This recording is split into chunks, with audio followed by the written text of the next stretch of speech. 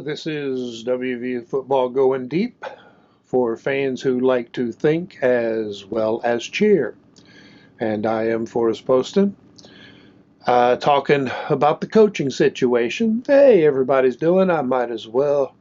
And doing the video mostly because I feel too crappy to do anything else. So if I mumble, ramble, or rant, please try to overlook it. And in the meantime, please, if you like the content, click the thumbs up button, share, subscribe, and make comments. And maybe click the notification bell. Now, coaching search been going on for a couple of weeks. Should be winding down. We are probably less than a week away from an announcement. That's a guess. The thinking in most outlets for Penn State people or West Virginia people is that the two current candidates narrowed down to probably Rich Rodriguez and Andy Kotelnicki, for the Penn State offensive coordinator. Now, my thoughts on that. Well, of course, I'm not sure that those are the only two candidates. I'll get into why here in a moment. Well, let's go ahead. Now, my perspective on what I think Wren Baker is thinking. So we're taking some leaps and such and making assumptions, but yeah, pretty much that's all we've got. So I think Wren Baker would rather hire pretty much anybody rather than Rich Rodriguez. I don't think Rodriguez would get any consideration from Baker at all, if not for all of the push from now, not so much the fans as some of the money people, some of the power people. I'm not. Baker probably would have given Rodriguez an interview just out of general courtesy, but Rodriguez is not Baker's kind of coach. He hasn't won enough. I mean, he's had some big seasons, and he's had good seasons, but he hasn't won big often enough, and he's had a lot of off seasons or medium seasons. And heaven knows the baggage. I mean, he would need a train to haul his baggage into, emotional baggage, the negative baggage, lack of integrity. I mean, we're talking about a guy who left, significant NCAA violations at West Virginia and then again at Michigan. Not at Arizona, as far as we know, or didn't get caught. But he has not shown a great belief in following the rules. And Wren Baker may believe in pushing the rules, but he's not going to go against the rules. I think if Rodriguez becomes the head coach, he and Baker will be at odds with one another each and every day. And Rodriguez would only probably be coach for a few years because, he has aged in the meantime. And the stress, not that many people coach successfully at high level beyond, their mid-60s. Also with Rodriguez, look even at his, 2.5 big years. And that's all, he had 2.5 big years at West Virginia. I define big as at least 10 wins and preferably a bowl win. And earlier, even when he won, 7 to 9 games, lost in the bowl. They were not making progress until we had the Pat White, Steve Slayton, Darius Renaud, Owen Schmidt combination, and it took all four. It wasn't Pat White, it wasn't Steve Slayton, it was all four that made the difference. But a lot of that offense is based on being faster than the defense. It's pretty simple as that. Now, one thing that caused recruiting issues because Rodriguez has a history of over-recruiting for speed on offense and then trying to build a defense out of a few recruited guys plus a bunch of guys switched from offense to defense because they didn't make it on offense. Jeff Castile was good at doing that. Other people have not been as successful. Now, Rodriguez would come in with a good, defensive roster, but maintaining it would be a different story. Now, and I'm already rambling, apologize, getting back to what I wanted to mention. Those 3 big years, go look at the USF games. South Florida was pretty much the only Big East team that had speed on defense. And in those 3 big years, Rodriguez was 1-2 against USF. Even in the win, I think only scored 24 points, which was well below the team's scoring average. So the USF speed beat the Rodriguez speed offense. Big 12 defenses these days are built with speed. A lot of the flex defenses are especially designed to beat speed. So Rodriguez would be coming into a league that is designed to beat him. I don't think that bodes well. I don't think Rodriguez would be the kind of successful we want. And that's where, 7 wins is sort of your lowest expectation. 8 wins, 9 wins is normal, 10 wins frequent. Competing for the championship game most years. That's what we're looking for. And doing it with integrity. That's a word Baker likes, and I believe him. I think he's serious about integrity. Every hire he has made so far puts emphasis on integrity as well as the ability to win. Baker doesn't want an either-or situation. He wants both. He insists on both. That's why I don't think he will willingly hire Rodriguez. Integrity, and I don't think Rodriguez can win consistently in the current Big 12. I don't know if Baker thinks he can. But I really think that record against USF makes a difference. Now, the Pitt game, the most infamous Pitt game, if you're old enough, that was specific to the White, Slayton, Renaud, Schmidt combo because Rodriguez wouldn't trust White to pass, particularly deeper intermediate over the middle. And Pitt knew that. They basically they said, hey, we're going to give you the middle and we're going to stop the run and the screens. And they did. And it was a blueprint that would have stopped that particular offense. Now, typically,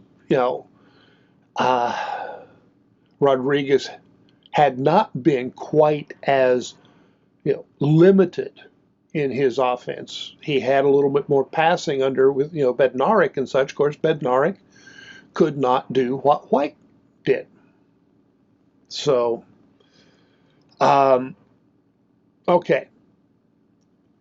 Now, I think Kotelnicki is the guy that Baker wants.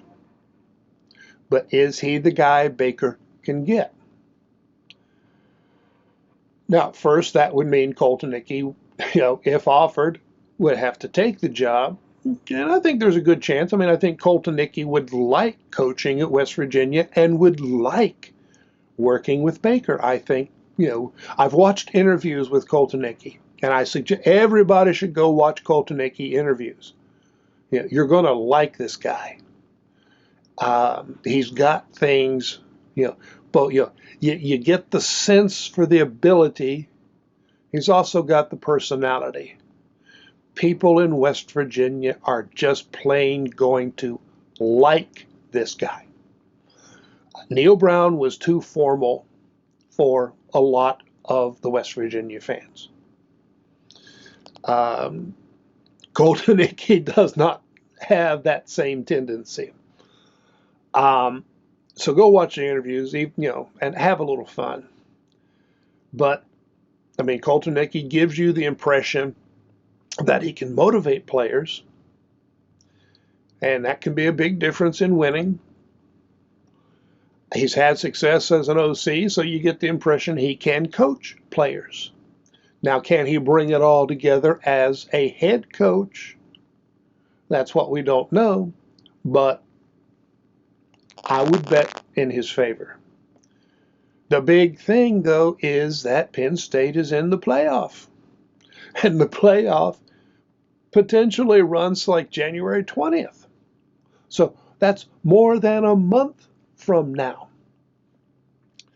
So, you either hire Kotelnicki and wait for him to come after Penn State loses, and they're going to be favored up until, if they could make it to the championship game, and they would be favored up until the championship game. Now, I don't think they'd win it, but they would be favored up till that point. So we have to accept the possibility that they make the run all the way to that game. And Kotelnicki isn't likely to, say, hey, yeah, I'll step aside while my team is on a potential championship run. And of course, he's under contract. I don't know if there is a buyout that would allow him to leave. Would West Virginia want to pay that buyout? Would Kotelnicki, be willing to be bought out and leave at this time? Don't know any of that. A lot seems unlikely. But, and here's the kicker to the kicker. Because it's kind of strange to say this. Right now, West Virginia doesn't need a head coach. They don't need one this week, next week, week after. And that's because the current staff, with Neil Brown's help and Ren Baker's help, signed essentially a full 2025 recruiting class. They don't need to come in and try to catch up. And that staff is still working hard. We got Evan Powell, who had reopened his recruitment. Now he committed, so that's another high quality defensive end, and they are actually making offers in the transfer portal. The staff knows what the team needs. And, they know it better than a new head coach coming in who would have to sit down and study the situation. So, they offered a cornerback, and hey, we know where one of the problems, it has been. So the current staff is still working and working successfully. They have a plan to follow. And come on, guys like Chad Scott, these are still good people. So, and, they don't have to have a head guy telling them what moves to make. They are capable of making those decisions, and they're capable of succeeding with those decisions. They got recruits to sign. I think they will have success getting transfers to sign. I mean, we've got, I think, 11 of the recruits, the signees, early enrollment. Yeah, so I mean, they are really committing to the school, to the program. Now, how many, you know, if there is if they don't like the head coach, if they have a favorite, uh, some guys will still leave. And I mean, we're going to have some guys into the portal. We've got a few who've entered. Jalen Anderson is in the portal. That's no surprise, and it's the best move for him. I mean, he's got at least two guys who were ahead of him this season. A couple of really good backs who would probably move ahead of him this time, and another. We've got DeAndre Desanor coming in this year. Anderson needs to go someplace he can play. But we have not had, we didn't. Today's the day the portal opened. We have not had a, announcement of a flood of players leaving. So again, that bodes well for the program, for the culture. And I said before, I think Ren Baker is telling players that they will maintain the culture, which also, I mean, I think that eliminates Rich Rodriguez. I'm not saying he would have a negative culture, but he would not maintain the details of the culture that have brought these particular players in. I think Kotelnicki would. Kotelnicki he's a coach the players are going to like. They're going to want to play for him. They're going to be excited to play for him. Fans are going to be excited to watch. Oh, and when asked what defines a Penn State player, Kotelnicki's very quick answer was toughness. So that's the first thing. A Penn State player is tough. Now, of course, we've heard that about West Virginia players for decades. Sometimes it's been true, sometimes not. But I think, Kotelnicki means it. Kotelnicki understands it. So I think he would be bringing in, the attitude West Virginia fans want.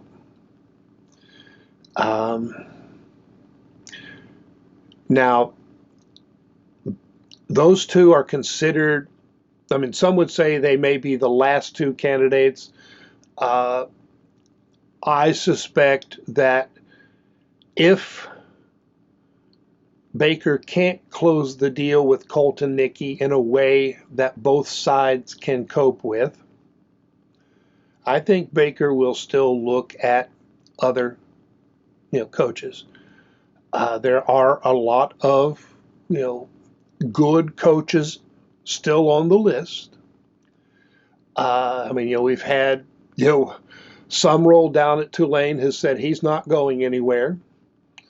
Odom looks to be the Purdue coach, and but there are other guys out there. Monken from Army, is one some people have an eye on. I think, at least according to 24/7 Sports, he's still potentially in the mix. But again, he's, I think, 61 years old, and I don't really think Baker wants to hire anybody in that age range. I don't think he wants to hire somebody who either would decide to retire or whose health is in a spot might take a turn to retire. I mean, you get up at that level with this stress job, the heart doesn't necessarily agree with your desire to coach. So that's always an iffy sort of proposition. On the other hand, with Kotelnicki, you are hiring a guy wins 8, 9, 10 games or better in his first couple of years. You've got other programs coming after him. would he stay? I mean, Don Nehlen stayed. He could have left. I think Neil Brown would have stayed if he had, had enough success to make it his own choice. So I do think there are coaches who, like the players, would want to coach at West Virginia because of the atmosphere of the school, the town, the state, being the big team in the state. Whether or not Kotelnicki would feel that strongly after being here, don't know. Of course, at this moment, neither does he. But I mean, I haven't really I haven't watched interviews with other coaches, so I don't know much about them. But I do, I think Kotelnicki is Baker's choice. Rodriguez is the choice of a particular group of people. I don't think he's Baker's choice. I think if Baker hires Rodriguez, it will be pretty much as a last-ditch option. And I know a lot of fans, well, some fans are going to hate that, and some fans are going to say, well, hey, if we got Rodriguez, I don't care if it's last-ditch or not, because they just want Rodriguez. But it's not like I know what's going to happen. I know kind of what I would like to happen. But anyway, that's just sort of an update on where some things stand. I watched Locked on Penn State this morning. The guy there, his opinion is if offered the job, Kotelnicki will take it. But, of course, he doesn't have any inside information either. But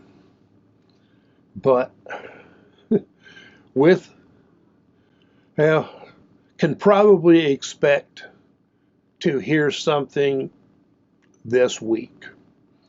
If we don't, it either means negotiations are ongoing or they're having to, go farther down the line with some more interviews and that sort of thing.